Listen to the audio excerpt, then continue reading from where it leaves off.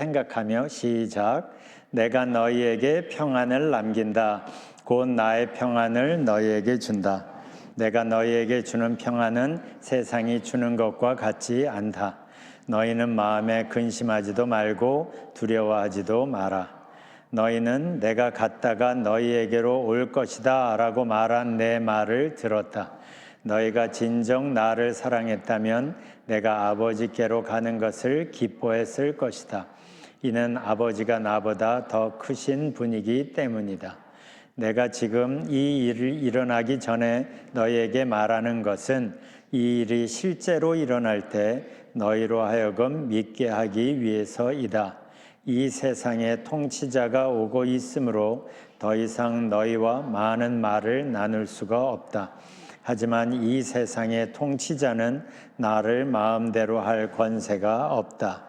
그러나 내가 아버지를 사랑하고 아버지께서 내게 명하신 대로 내가 행한다는 사실을 세상이 알아야 할 것이다. 일어나 이곳을 떠나자. 아멘. 우리는 요한복음 13장부터 시작해서 예수님이 제자들과 마지막 식사를 하시고 또 그 다음에 말씀하시는 말씀들을 계속 지금 보고 있습니다. 13장 1절을 보면 예수님께서 이 세상을 떠나실 때가 되신 것을 아셨다고 했어요. 그래서 당신의 사람들을 사랑하시되 끝까지 사랑하셨다고 합니다. 그래서 식사하시다가 일어나서 수건을 허리에 두르시고 제자들의 발을 씻어 주셨죠.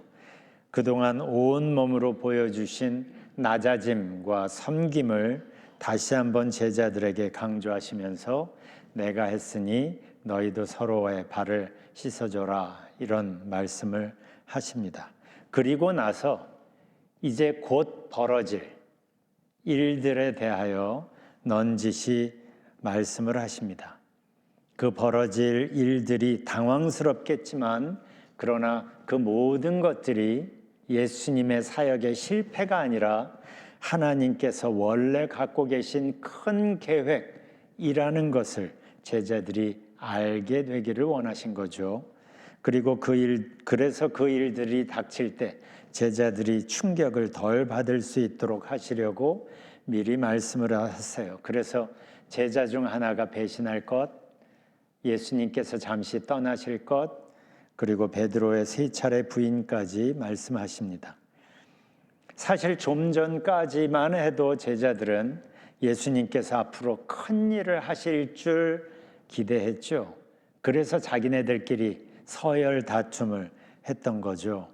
그런데 예수님께서 이런 말씀을 하시니까 그들은 도무지 이해되지가 않았어요. 무슨 얘기냐고 묻기도 두려웠어요. 그래서 그들의 마음은 근심으로 한가득이었어요. 그래서 하신 말씀이 14장 1절입니다. 너희는 마음에 근심하지 말아라. 하나님을 믿고 또 나를 믿어라. 그러면서 왜 근심하지 않아도 되는지 그 근거를 말씀을 하시는데 크게 두 가지입니다. 먼저 말씀하시는 게 이 땅에서의 우리의 삶 이후에 하나님 아버지의 집에서 아름답게 이어질 우리 한 사람 한 사람의 삶의 next chapter를 보여주시는 거예요. 우리는 이 땅 얼마를 살고 끝나는 인생이 아니고 next chapter가 이어진다는 것을 알려주시고 보여주시는 거예요. 그러니까 근심하지 마라 하시는 겁니다. 단순히 마지막에 해피엔딩이기 때문에 근심하지 말라는 것은 아닙니다. 오늘을 우리가 살아갈 때 오늘이라는 시간을 살아가는 우리들이 꼭 알아야 할 것을 이어서 말씀을 하시는데 성부 하나님께서 성자 예수님 안에 늘 함께 하시는 것처럼 이제 예수님은 성령, 이제 오실 성령 하나님 안에서 우리와 늘 여전히 함께 하실 것이고 성령의 모습으로 동행하시기 때문에 더욱 효과적으로 우리를 도우실 거라고, 그러니까 근심하지 말라고 하시는 거예요. 예수님께서 이 14장에 말씀하시는 13장부터 그렇지만 쭉 말씀하시는 내용을 이렇게 읽다 보면 정말 놀랍기만 합니다. 왜냐하면 예수님은 이제 십자가를 앞둔 상황이잖아요. 불과 몇 시간 후면 예수님은 체포되실 거고 참혹한 모습으로 채찍에 맞으실 거고 십자가에 못 박혀 죽게 될 겁니다. 그 누구보다 예수님께서 이걸 잘 알고 계세요. 그런데 예수님께서 하나님의 아들이기는 했지만 이 땅을 사실 땐 100% 사람이셨잖아요. 그러니까 사람이니까 겟세마네 동산에서 기도할 때도 할 수만 있다면 이 잔을, 그런 인간의 성향을 그대로 갖고 계신 분인데도 불구하고 지금 여기에서 예수님이 말씀하시는 그 내용을 보면 예수님의 마음은 온통 근심하는 제자들에게 지금 향해 있습니다. 그러면서 근심하지 말라고 토닥거리 하시는 거예요. 제자들을 향한 예수님의 이 마음을 생각하면서 이 말씀을 쭉 읽다 보면 유난히 반짝이면서 눈에 들어오는 세 단어가 있습니다. 요걸 우리가 함께 이제 나눌 텐데 그게 평안이고 기쁨이고 믿음이에요. 27절을 보면 나의 평안을 너에게 준다. 내가 너에게 주는 평안은 세상이 주는 것과 같지 않다. 너희는 마음에 근심하지도 말고 두려워하지도 마라. 그러면서 제자들에게 평안을 말씀하십니다. 이어지는 28절에서는 너희가 나를 사랑한다면 내가 아버지께로 가는 걸 기뻐했을 것이다 하면서 기쁨을 언급하세요. 그리고 29절에서는 내가 지금 이 일이 일어나기 전에 너희에게 말하는 것은 이 일이 실제로 일어날 때 너희로 하여금 믿게 하기 위해서이다. 믿음을 말씀하십니다. 그리고 이 말씀들 속에서도 보이죠. 예수님의 마음이 온통 지금 제자들에게 향하고 있다는 걸. 이분이 예수님이신 거예요. 그리고 예수님의 이 마음이 지금은 고스란히 우리를 향하고 있는 거예요. 그래서 예수님께서 제자들에게 지금 말씀하시는 평안과 기쁨과 믿음은 지금 우리에게 향한 말씀이기도 하는 겁니다. 왜냐하면 우리가 이 땅을 살아갈 때 고아처럼 혼자 힘들게 외롭게 겨우겨우 살아가는 걸 원치 않으시기 때문이에요. 매일매일의 삶을 예수님과 함께하며 예수님의 깊은 평안과 기쁨을 공급받아 온전히 누리며 살기를 원하시기 때문이에요. 그래서 이 모든 변화의 그 시작점이 되는 믿음을 강조하시는 거고, 그리고 이 아름다운 변화가 단순한 기대만으로 끝나는 게 아니라 우리의 삶의 실제가 되게 하기 위하여 바로 이 부분을 돕기 위해서 보내주신 분이 성령님이잖아요. 그래서 26절을 보면 내 아버지께서 나의 이름으로 보내실 진리의 성령이신 보혜사라는 말은 참 어렵지요, 표현이. 영어로 보면 헬퍼예요, 카운셀러예요. 우리를 돕는 분이라는 거예요. 진리의 성령이신 보혜사께서 너희에게 모든 것을 가르치시고 내가 너희에게 말한 모든 것을 생각나게 하실 것이다. 그래서 바울은 고린도전서 2장에서 이렇게 말합니다. 우리는 세상의 영을 받지 않고 하나님께서 주신 성령을 받았습니다. 이것은 하나님이 우리에게 은혜로 주신 선물을 우리가 알 수 있도록 하기 위한 것입니다. 여러분, 이런 설명 아마 들어보셨을 겁니다. 이스라엘 사람들에게 안다는 것은 머리로 이해하는 수준을 의미하지 않습니다. 그러니까 여기에서 알 수 있도록은 머리로 깨닫는 걸 말하는 게 아닙니다. 성령님은 하나님께서 우리에게 은혜로 주신 선물을 우리 한 사람 한 사람이 깨닫고 맛보고 누리며 살도록 그 모든 과정들을 도우시는 분이에요. 그러기 위하여 오신 분이에요. 이 은혜로 주신 하나님의 선물이라는 패키지 안에 예수님께서 말씀하시는 평안과 기쁨은 기본값으로, 디폴트로 포함되어 있습니다. 자, 그러면 오늘 본문을 좀 더 들여다보는데 순서를 마지막 부분부터 시작을 하려고 합니다. 이 마지막 부분이 이 모든 변화의 근거가 되기 때문이죠. 우리를 위해 십자가를 지시기 위하여 한 발 한 발 나아가시는 예수님을 보여줍니다. 자, 30절, 31절을 먼저 보죠. 나는 너희와 더 이상 말을 많이 하지 않겠다. 이 세상의 통치자가 가까이 오고 있기 때문이다. 여기서 말하는 이 세상의 통치자는 마귀를 말합니다. 죄에 눌린 세상의 통치자라는 거죠. 그런데 중요한 건 이 마지막 마디예요. 그는 나를 어떻게 할 아무런 권한이 없다. 그리고 31절에서 다만 내가 아버지를 사랑한다는 것과 아버지께서 내게 분부하신 그대로 내가 행한다는 것을 세상에 알리려는 것이다. 일어나거라, 여기에서 떠나자. 그래서 거기에서 떠나 이제 제자들과 겟세마네 동산으로 향하시죠. 요한복음 13장 2절을 보면 마귀가 가룟 유다의 마음에 예수를 팔려는 생각을 넣었다 했습니다. 이걸 보면 마귀도 나름 부지런히 움직이고 있어요, 지금. 그래서 이제 앞으로 벌어지는 그런 일들을 보면 마치 마귀가 계획한 것처럼 진행된다고 보일 수도 있습니다. 그래서 예수님이 30절에서 굳이 다시 한번 강조하시는 말씀이 이거예요. 이 세상의 통치자는 나를 어떻게 할 아무런 권한이 없다. 그러니까 앞으로의 벌어지는 상황이 마귀의 계획이 아닌 아버지께서 분부하신 그대로 진행될 거다라는 걸 여기서 강조하시는 거예요. 그래서 예수님의 십자가 때문에 바울이 고린도전서 2장에서 얘기하고 있는 하나님이 우리에게 은혜로 주신 선물이 실제로 우리 앞에 열리게 된 겁니다. 자, 그러면 바로 그 앞절 29절로 넘어가 보죠. 내가 지금 이 일이 일어나기 전에 너희에게 말하는 것은 이 일이 실제로 일어날 때 너희로 하여금 믿게 하기 위해서이다. 여기서 예수님은 믿음을 강조하십니다.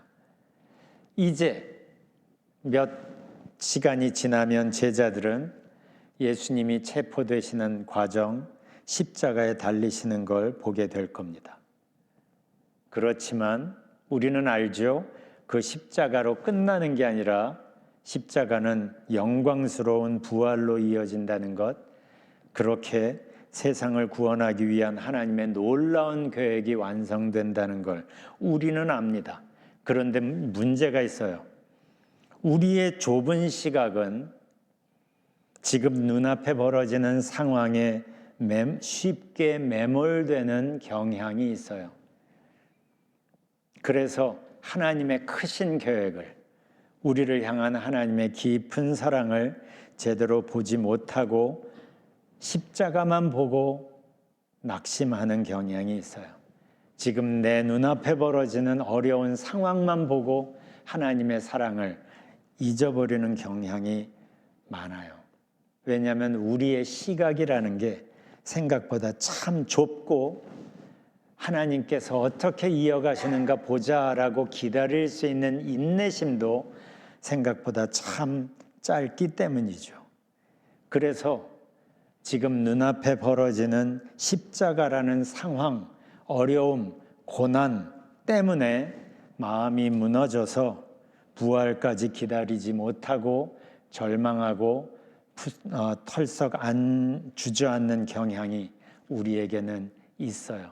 그래서 예수님이 말씀하시는 겁니다. 내가 지금 이 일이 일어나기 전에 너희에게 말하는 것은 이 일이 실제로 일어날 때 너희로 하여금 믿게 하기 위해서이다. 이걸 보면 예수님은 우리가 믿을 수 있도록 도우시려고 많이 애쓰신다는 걸 여기서 볼 수가 있어요.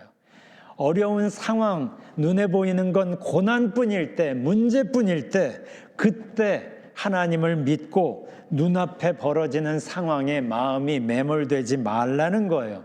상황만 보면, 눈앞에 펼쳐지는 것만 보면 모든 게 다 끝난 것 같이 보이지만 그러나 아니라는 거죠. 그러니까 그 상황에서도 하나님을 믿으라는 거예요. 그런 상황에서도 여전히 하나님은 하나님이시기 때문이죠. 상황은 그렇게 보일지라도 여전히 하나님은 당신의 크신 계획을 가지고 그 상황을 주장하고 계시기 때문이에요. 우리가 눈으로 볼 때는 십자가에서는 하나님의 손길이 더 이상 보이지 않는 것처럼 보이지만 그러나 그게 아니라는 거죠. 그래서 우리도 살면서 십자가 같은 절망스러운 상황에 처했을 때 믿음을 사용하여 눈을 들어 하나님을 바라보는 게 중요합니다. 그 사람이 십자가의 절망이 그냥 거기서 끝나지 않고 부활의 영광으로 바뀌는 것을, 그 어마어마한 변화를 볼 수 있고 경험할 수 있게 되는 거예요. 그리고 나면 알게 됩니다. 십자가라는 그 절대 절망의 순간에서도 그 모든 상황을 주도하는 권한을 누가 가지고 있었는지, 마귀가 아니었던 거예요. 빌라도도 헤롯도 아니었던 거예요. 바로 하나님 그분이셨다는 것, 이걸 다시 확인하게 되는 거예요. 그러니까 십자가에서 마음이 무너지고 절망하고 포기하지 않고 하나님을 믿고 조금만 더 기다린다면 하나님이 만드시는 변화를 목격하면서, 그렇구나, 고난의 한가운데서도 God is still in control, 하나님은 여전히 주장하고 계시는구나 라는 걸 배우게 되는 거예요. 다시 한번 강조합니다. 여기에서 우리가 꼭 배워야 할 중요한 부분이 있어요. 왜냐하면 살면서 우리도 때때로 도무지 이해되지 않는 상황들을 만나잖아요. 그런데 그때 필요한 것이 믿음을 사용하여 하나님을 바라보는 거예요. 바로 그 믿음이 하나님께서 만드시는 영광스러운 변화를 경험하게 합니다. 그래서 상황이 어떻든지 간에 하나님께서 통치하고 계시는구나, God is still in control, 이걸 경험하다 보면, 이걸 배우게 되면, 그러면 그 다음에 또 다른 모습의 고난을 만날 때 믿음을 선택하는 게 전보다 쉬워져요. 해봤으니까. 바로 이게 다윗이 골리앗 앞에서 기죽지 않았던 이유지요. 그 전에 양을 치다가 맹수를 만났을 때 그때 힘주시는 하나님, 이기게 하시는 하나님을 경험해 봤기 때문이에요. 그래서 오히려 골리앗 앞에 가려고 하는 다윗을 사울 왕이 막지요. 그때 사울 왕에게 이런 얘기를 하죠. 양을 치다가 사자를 만나고 곰을 만났을 때 이기게 하셨습니다. 그 하나님이 저 골리앗도 이기게 하실 줄 믿습니다. 이런 경험이 있기 때문에, 해봤기 때문에, 문제 앞에서 하나님을 선택하고 하나님과 함께 문제를 이겨본 경험이 있기 때문에 골리앗 앞에서도 조그만, 아직 군인으로 들어가지도 않은 어린 나이였던 다윗이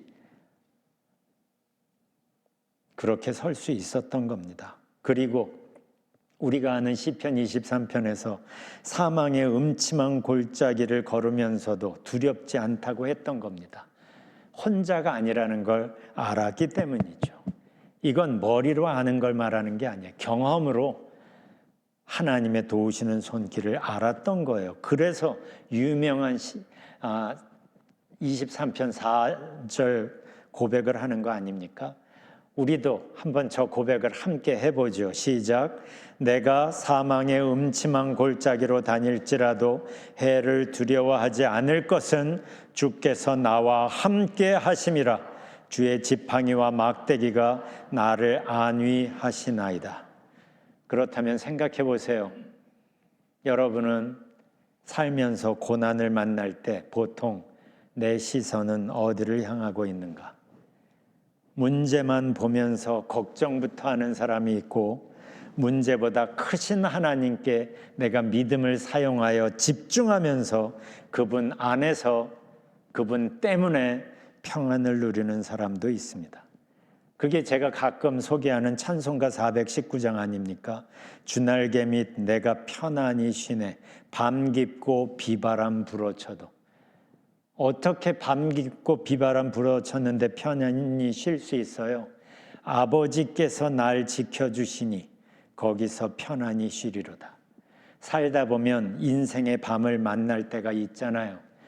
비바람이 불어치는 상황을 만나기도 하잖아요. 그런데 그런 상황에서 편안히 쉬게 하시는 하나님 안에 있는 사람은 복이 있습니다.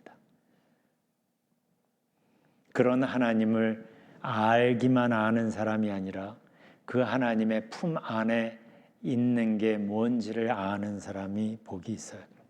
그래서 예수님이 믿음을 강조하시는 겁니다.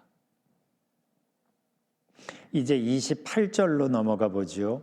너희는 내가 갔다가 너희에게로 다시 온다 하고 한 내 말을 들었다. 너희가 나를 사랑한다면 내가 아버지께로 가는 것을 기뻐했을 것이다. 여기서 기쁨을 말씀하십니다. 이 말씀을 이해하려면 마태복음 16장 21절 이하의 장면을 우리가 다시 살펴볼 필요가 있어요. 회상할 필요가. 거기에서 예수님께서 제자들에게 이제 예루살렘으로 향하면, 예루살렘에 가면 당신이 받을 고난을 처음으로 제자들에게 말씀하십니다. 이때 베드로가 펄쩍 뛰죠. 그리고 말립니다. 정말 예수님을 위하는 마음이 있기 때문일 거고, 다른 한편으론 그들이 기대하는 정치적 메시아는 그런 약한 마음을 가져서는 안 되기 때문이겠죠. 그런데 그때 예수님이 생각보다 아주 강하게 반응을 하십니다. 사탄아, 내 뒤로 물러가라. 너는 하나님의 일을 생각하지 않고 사람의 일만 생각하는구나. 이 장면을 보면 베드로를 포함한 제자들은 예수님을 지금 거의 3년 동안 따라다니고 있으면서도 하나님의 뜻을 제대로 몰랐던 겁니다. 예수님이 어떤 마음을 품고 계시는지 몰랐던 거예요. 그러니까 예수님을 사랑하는 건 맞는데 자기 중심의 이기적인 사랑을 아직 수준을 넘지 못했던 겁니다. 한번 생각해 봅니다. 만일 그때 제자들이 예수님과 정말 깊은 교류와 내면의 그러한 친밀한 사랑을 나눴고, 그래서 예수님의 마음속에 뭐가 있는지, 예수님이 지금 왜 예루살렘으로 가고 있는지를 제자들이 알았다면, 헤아렸다면 어땠을까요? 그랬다면 예수님이 왜 십자가를 지시는지를 아니까 그분의 깊은 사랑에 감사하고 십자가가 만들어내는 새 소망을 인해서 기뻐했을 겁니다. 이게 바로 예수님이 이 본문에서 말씀하시는 거예요. 너희가 나를 사랑한다면 내가 아버지께로 가는 것을 기뻐했을 것이다. 여기서 말씀하시는 이 기쁨의 깊이는 우리가 살면서 경험하는 기쁨과는 꽤 많이 다릅니다. 왜냐하면 예수님이 지금 이 말씀하시는 이 기쁨은 예수님으로 하여금 십자가를 향해 가게 했고 십자가를 견디게 하는 힘이었기 때문이에요.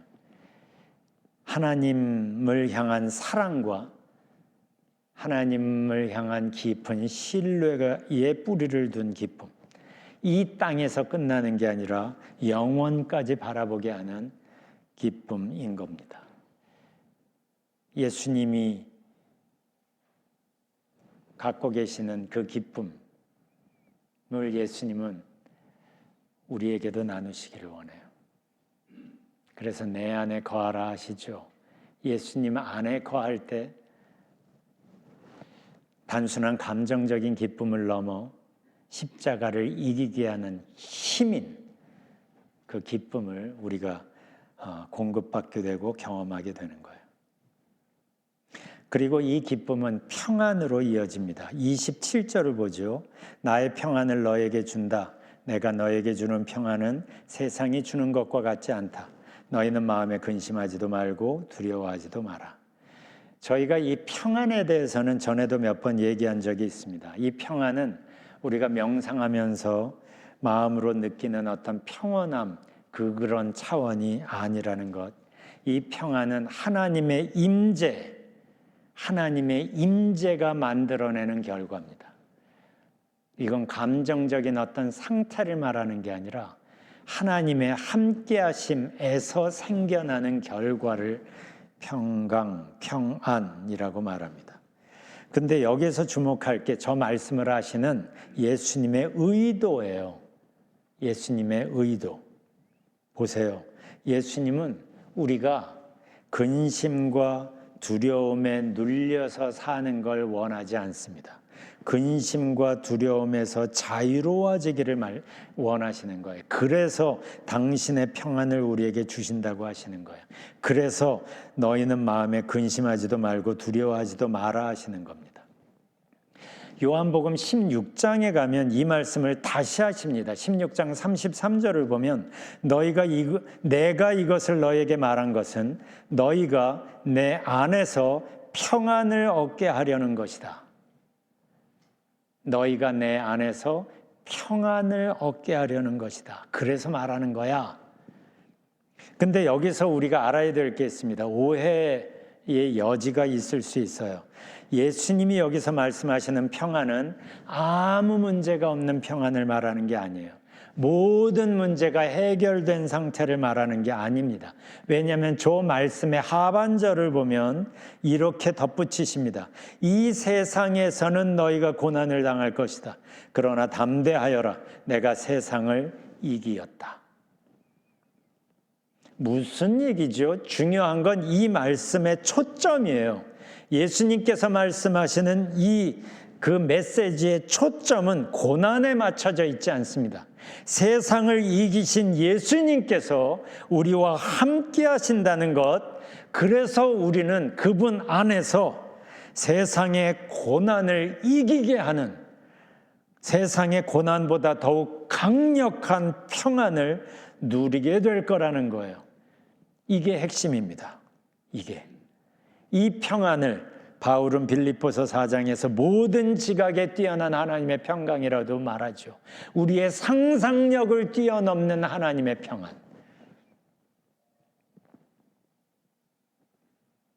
바로 이 깊은 평안을 하나님과 함께하기 때문에 만들어진 이 힘 있는 평안을 예수님은 우리에게 주고 싶으신 겁니다. 그래서 우리에게 다가오시는 거고, 그래서 우리의 인생을 문 두드리시면서 볼지어다 내가 문 밖에 서서 두드린다 말씀하시는 겁니다. 왜요? 우리가 힘들게 견디며 하루하루 사는 걸 원하지 않기 때문이죠. 주님과 함께라면 어마어마한 변화가 기다리고 있기 때문이죠. 우리를 아주 많이 사랑하고 계시기 때문이죠. 이게 우리 모두가 받고 있는 하나님의 사랑이고 하나님의 마음입니다. 바로 이분과 함께 하루하루를 걷는 것, 모든 문제, 모든 상황들을 이분과 함께 대면하며 살아가는 것, 이걸 신앙생활이라고 합니다. 이제 오늘부터 우리가 세상에 우리의 삶의 자리로 돌아가서 본격적으로 신앙생활을 하게 됩니다. 신앙은 생활로 드러나는 거거든요. 뭐가 드러날까요? 내 안에 예수님이 함께 하신다는 게 드러나는 거예요. 바로 그 부분을 돕기 위하여 성령님께서 헬퍼로, 보혜사로 우리 안에서 일하고 계시는 거예요. 어떤 상황에서도 여러분은 혼자가 아닙니다. 이미 너무너무 귀한 사랑을 받았고 그 귀한 사랑은 이어지고 영원까지 갑니다. 하나님의 자녀라는 신분에서 이제는 시각을 좀 넓게 열어서 지금 당장의 상황뿐만 아니라 지금 나와 함께 하시는 하나님, 그 하나님과 함께 열어갈 영원을 우리가 믿음으로 바라보며 이 하루를 주님과 동행하시기를 주님의 이름으로 축원합니다. 이 시간에 예수님 안에서 잠시 시간을 가졌으면 좋겠어요.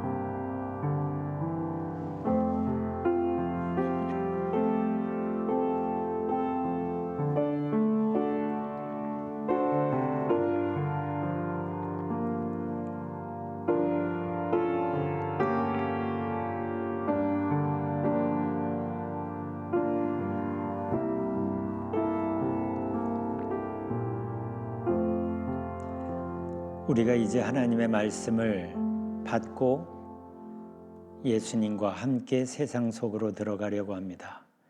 살다 보면 인생의 밤을 만나기도 하고 비바람을 만나기도 되지만, 그러나 모든 순간에서 모든 상황의 한복판에 내가 혼자 있는 게 아니라 주님과 함께 있음을, 문제보다 크신 하나님께서 나를 붙들고 계심을 우리가 믿음으로 바라보며 동행할 수 있도록 도와주세요. 그래서 우리 주변 사람들이 우리의 삶을 통하여, 얼굴을 통하여, 행동을 통하여, 결정들을 통하여 그리스도의 향기를 만날 수 있도록 도와주세요. 예수님 이름으로 기도합니다. 아멘.